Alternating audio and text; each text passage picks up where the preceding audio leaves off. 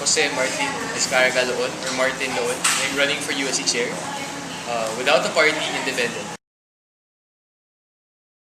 Ano yung mga hardships ng pagiging independent?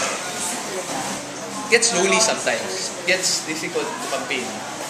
Kasi when I wake up in the morning, I wake up at 4, I try to study my lessons for the day. I always ask myself, March, why are you doing this? Parang ang hirap ng ginagawa ko. I don't have a black prop machinery. I don't have all these other local candidates campaigning for me all over UP and mentioning my name. Pero iniisip ko lang na I have to give it a good fight. Because if I don't fight it, I don't give it a good fight. Paano lang yung estudyante? Paano lang yung mga scholar ng bayan? They will continue to exist in a culture of partisanship and politics. And I don't think I'm prepared to allow that to happen. At least man lang I try to reduce the partisanship, to reduce the politics, to focus on serving the students, and to bringing back and restoring the USC as something that belongs to the students and not a personal property of the existing political parties. So, ano yung mga mechanisms na ginagawa mo ngayon to ensure na somehow you would be assured naman na nanalo ka? Alam mo, victory naman, I think it's destiny. Nasa Diyos naman yan eh. I have faith. And whatever the solution or whatever the result, I just trust God. I'll just give it my best shot. I'll do everything to give God greater glory and I'll fight a good fight. At the end of the day, on February 29, before March 1, I will sleep, I'll go to bed, and I'll lift it all up to God. Diyos naman nag-decide eh. You know, human beings think they can control everything. They can only control so much. But a large part of what happens in our lives is really just nag-decide. So if it's God's will for me to win, so be it. If it's His will for me to lose, okay lang din. I'll accept it as graciously as anything. Kasi it's the will of God. How confident are you naman nanalo ka this?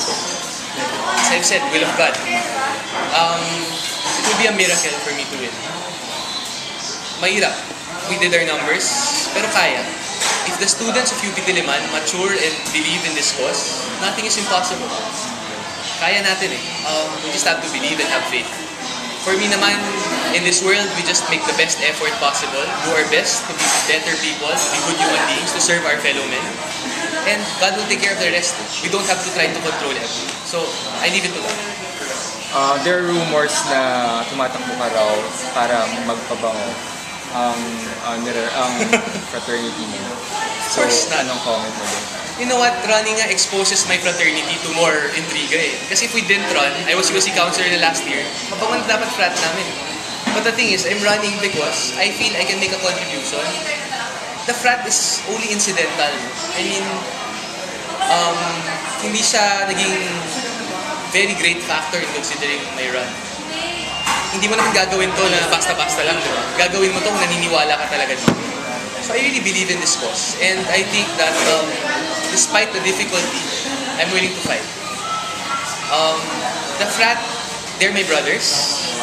But I told them that once we make it for the USC chairman, my loyalty will really be to the students. And they accept that, and they support that.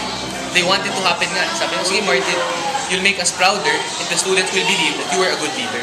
Rather than I accommodate all the interests of other people, sira naman ako pagkatapos. So I'd rather be a good leader, be a benevolent leader, para magkaroon ng mas credibility naman ako as a person and yung frat namin. Kasi, oy, Sigma Rowan yan. Maayos na leader yan. Mabuting tao yan. Comment on the current UP administration under Pascual. I will work with them on issues that we can work together with. I will do my best to be able to bridge whatever gaps there are and to come up with the best possible solution. I'm open to working with anybody in this campaign, except GMA or except Satan. Ano ang personal comment mo sa nangyayari impeachment trials? Very interesting kasi I'm a law student. I get to follow all these rules and you try to strike the balance between finding the truth and protecting certain legal mechanisms. But at the end of the day, I think because the impeachment process is a process of accountability and we want to ferret out the truth and make sure public office remains a public trust, then I think that the truth should be prioritized over technicalities. Do you think na there is a lack of greater student involvement sa mga issues na nangyayari sa UP? We could do something to increase that. I mean, kasi there are different forms of activism. your Facebook alone. You can be an activist there. You can show your stance there. You can make a difference through Facebook.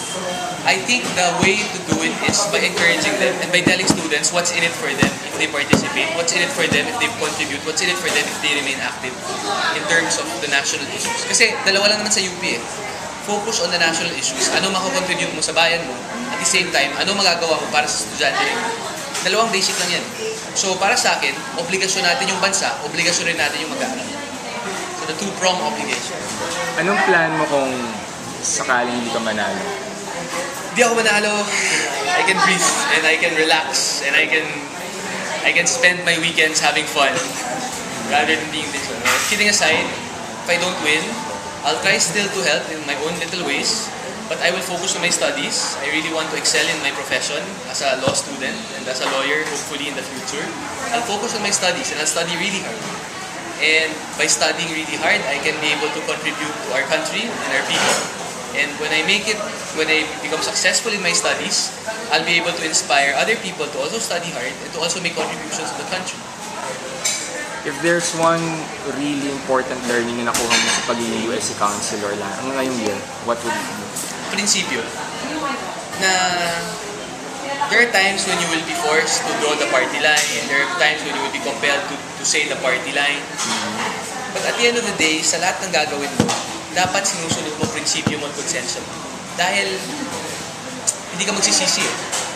Pag ginawa mo yung desisyon mo dahil direkta lang sa'yo, magsisisi ka eh. Kasi sasabihin mo sa sarili mo, hindi sa akin yan eh. But if you do something kasi naniniwala ka sa something na yun, wala kang pagsisisihan. Could be wrong, could be right, okay lang. Pero sinunod mo prinsipyo mo, sinunod mo konsensya mo.